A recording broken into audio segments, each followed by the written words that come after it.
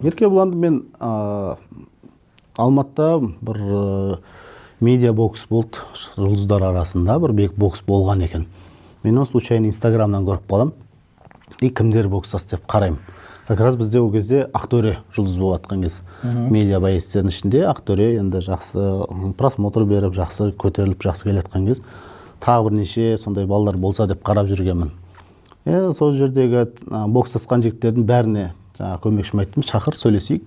Ішінде мүмкін ММА-дан көргісі келетіндер бар шығар деп. Жалғыз іліккен Еркебұлан болды ғой. Осылай келді, сөйлесіп, шай ішіп отырмыз, әңгімелесіп. Қалай аласың ба десем, Айнабұлақта күнде былай да төбелесіп жүрміз ғой, ақша төлесе былай төбелесеміз ғой әрине деп, жақсы деп. Сол біраз шарттасып, жігітше қол алысып, ары қарай контракт келісім шарт жасасып жұмыс бастадық. Ол кезде 100 мыңның айналасында 80 мың ба 100 мың ба сол подписчигі болатын Еркебұлан. Сол жаңағы Зор деген сериалға түскен, тағы сондай былай қатты танымал емес, кинода да, мына жақта да.